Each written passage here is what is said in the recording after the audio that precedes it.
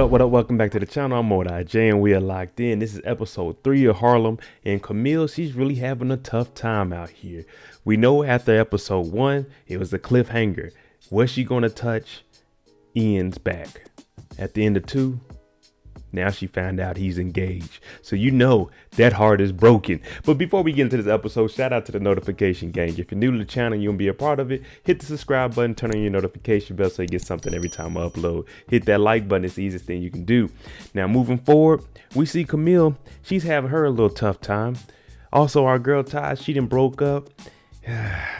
But she has to see her ex because they work together. So let's jump into it. This is episode 3 of Harlem.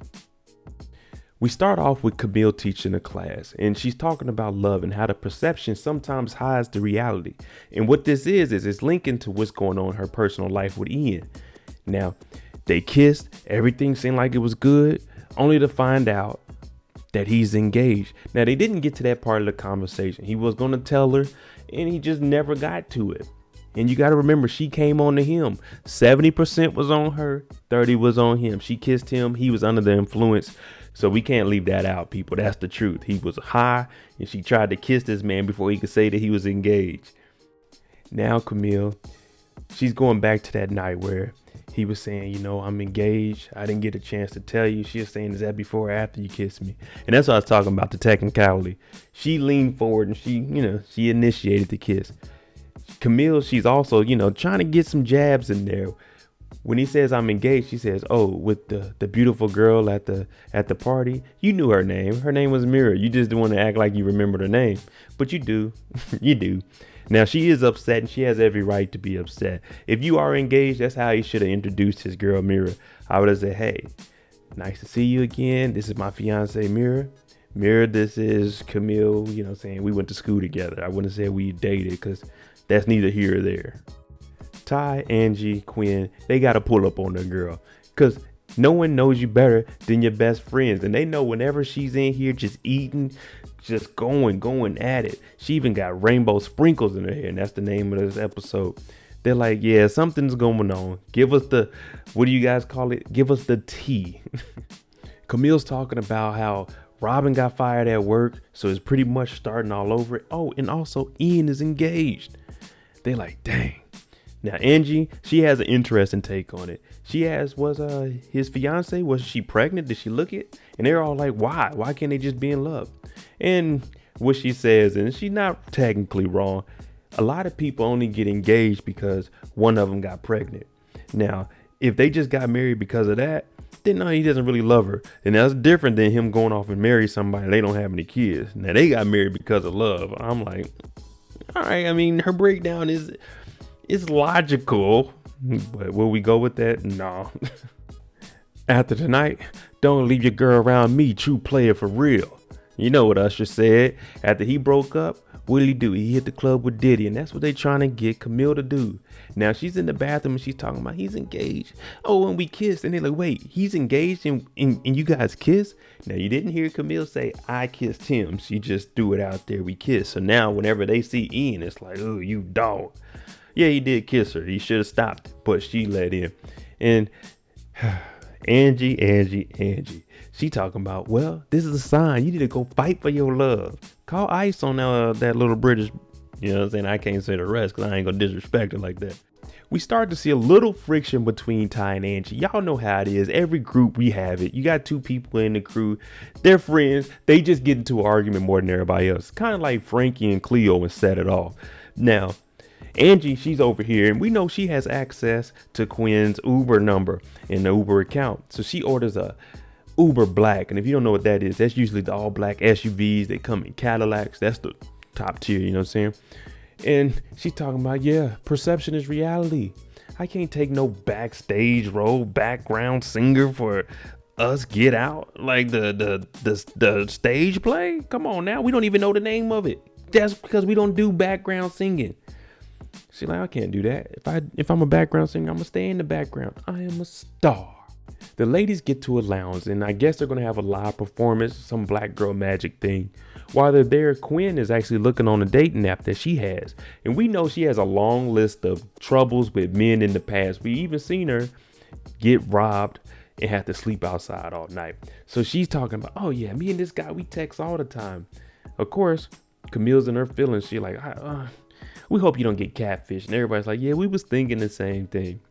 But Quinn's saying, nah, not this time. I got me somebody, y'all tripping. Now they watching this black girl magic thing and they talking about the human chandelier. One of the girls got these long ass tails going up the back of her head. They take her up on the chandelier. She dropped. And I'm like, man, what the hell did we just pay to come to? And Quinn said, well, it was 10% off on Groupon. I know if y'all ever look on there, they do be having some weird stuff on there, but it's cheap. Hell, why not? Let me try it. We know back at work for Camille, Robin has been suspended for the comments she made at the rally. Now she has to show up to work and she has to meet Robin's replacement. Now, this is Dr. Pruitt, played by Whoopi Goldberg. I love Whoopi Goldberg. She's like an aunt figure to me. That's what I look at her as. Cool, down to earth. Now, when she comes in here, how she's acting, her demeanor, very professional. Camille, she's like, oh, I've studied everything up under you. Oh, man. And she's just like, okay, do you want something? Pretty much, Dr. Pruitt, she just wanted to see who Camille was, who's going to be in here working. Now, Camille, we know she starts rambling when she gets nervous or she's excited. So she's in there. Oh, I just wanted to say hi. She's like, okay, well, have a good day. Oh, okay. She's like, bye now. Dr. Pruitt, what she's doing is filling her out. She wants to see how she's acting, how she's moving, especially because in the position that she's in, she has to make sure that everything she does is perfect. A black woman with this much power and prestige, yeah, you really got to watch it because they looking for you to slip up. And right now, that's what Camille is doing. Just calm down. Let the boss do all the talking, especially a new boss. You only answer what they ask. Angie out here wilding now. She got the Uber account. She's still ordering Uber Blacks, getting picked up in Escalades. Like, if you don't just use that regular Uber, save you about $10, $15 every time. Now, when the guy pulls up, he's like, your chariot awaits. She's like, Quinn, that is my name. She's using Quinn's name now. We know Ty, she's the big thing on the block right now. A queer in tech, she has her app. Yeah, we got the Forbes interview coming. Well, it turns out the lady that's doing the Forbes interview is the white woman she went home with and had a one night stand. You remember the one that ate the beef and broccoli? Yeah, this is her right here. Now they show up and it's kind of awkward. It's like, hey, we slept together, but you left and ate my food. We start this interview and we getting straight to business. This is the first app of its kind. She's like, yeah, man, there's over $5 million raised for it. This is what we need. The POC, they the most vulnerable people when it comes to this type of dating. We also have the latest technology, the unique coding. We are advanced. We are further ahead than anybody. Now, I'm hearing this and I'm like, dang, let me go ahead and invest in it. And that $750,000 they offered in the beginning definitely wasn't enough. If y'all this far advanced. Now, white girl wants to know, okay, you have a dating app for people of color. What if I had a good time with you one night and I asked you for a date? Now it's getting interesting. Let's see what Ty says. Or is she going to contradict herself and date a white woman when she's the founder and leader of a POC dating app?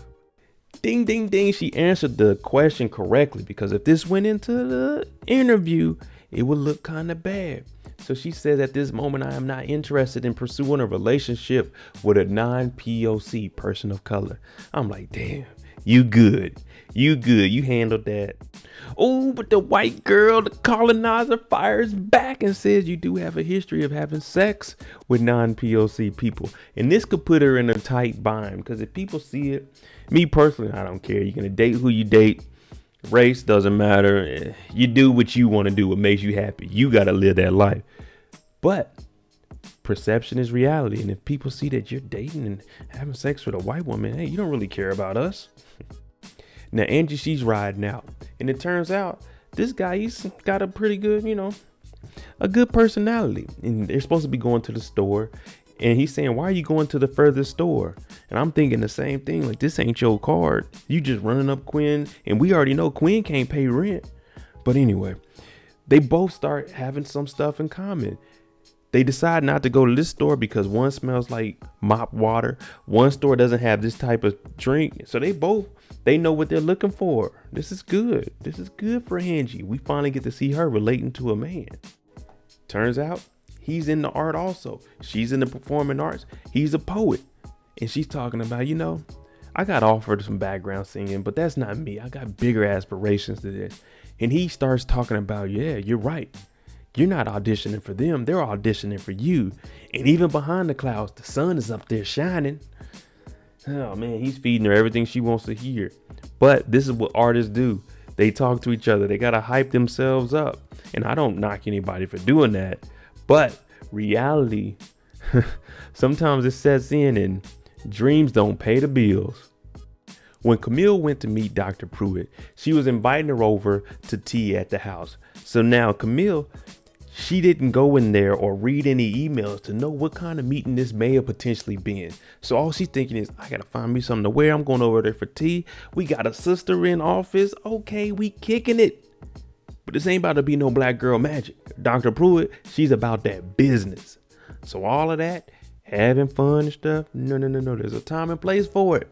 But we got to get ready for it. And we got to find something suitable for this tea time.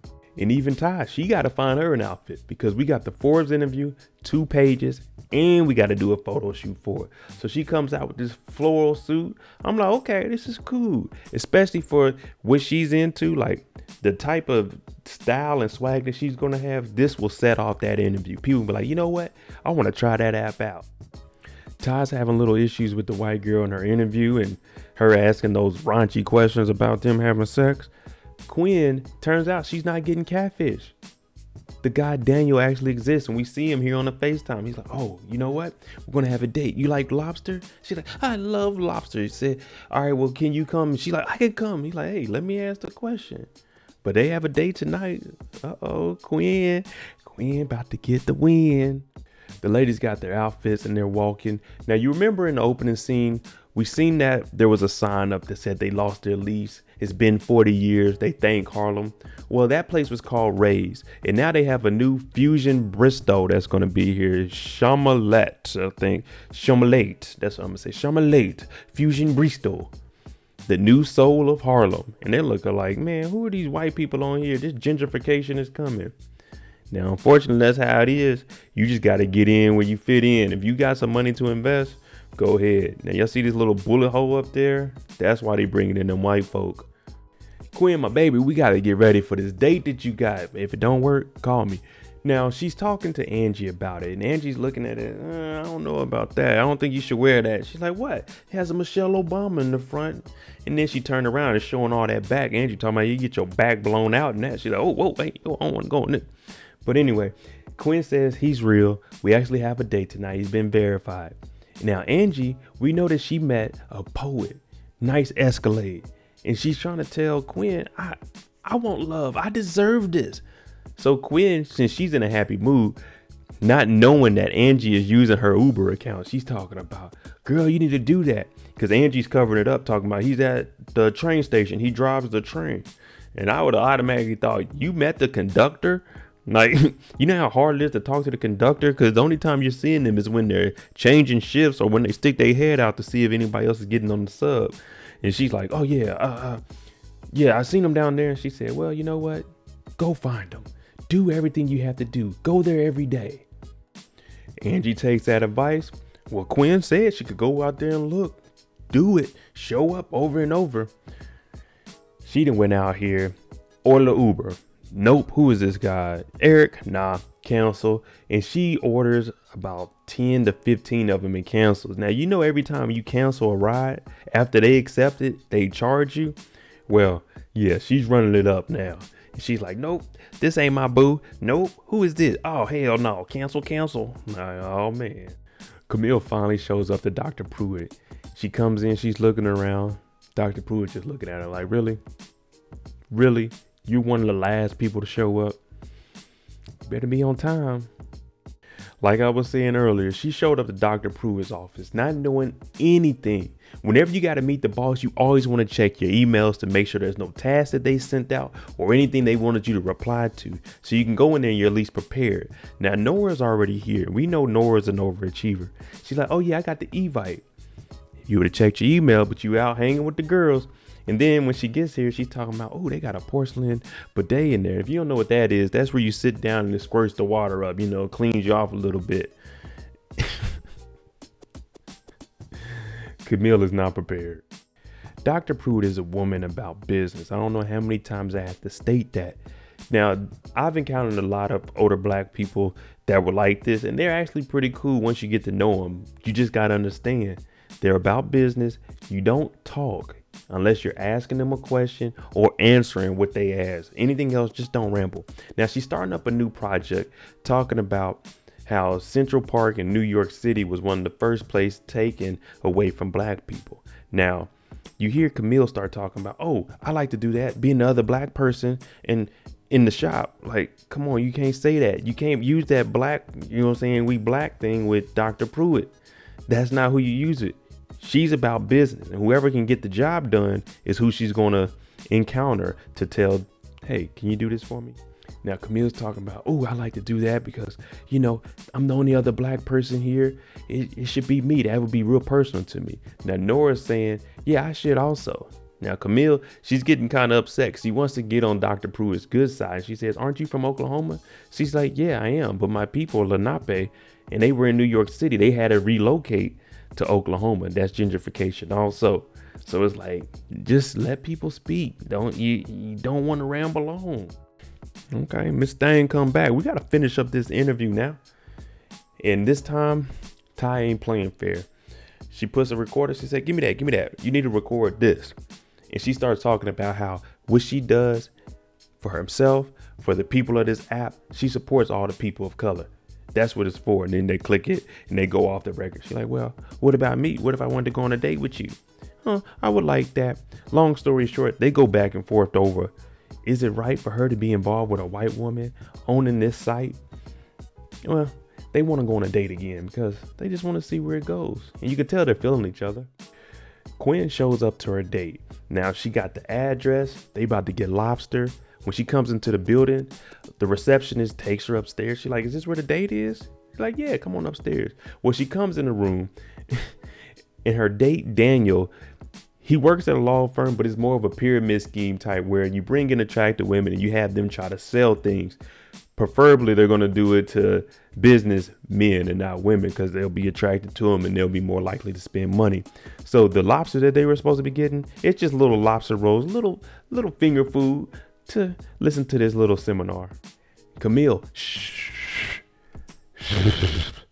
You doing too much talking. Just go over there and say, Dr. Pruitt, thank you for having me. That's it. She goes over there. Thank you for having me. It's good to have you as a mentor. I haven't worked for a black person in the 6 years I've been here. And also, she gives it like a little nudge. Talk about, because you know my struggle. Dr. Pruitt, oh man, she says, you have a cell phone. You're tweeting. There's no struggle there. I'm on YouTube. Y'all are watching me. We aren't struggling. We can pay the bills. We can pay our rent.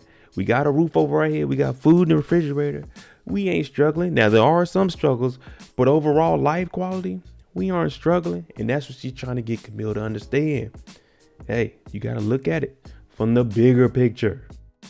Well, Quinn's, I wouldn't even call it a date. Quinn's seminar didn't go as planned. Well, it turns out she went there. They charged her $12 for the lobster roll. That dude's a Mac. He charged them to come to his seminar. But he charged them for that. And she couldn't get home because her Uber account is suspended for too many cancellations. Now, Angie's saying, well, you told me to go out there time after time and try to find my love. Yeah, not at the expense of me.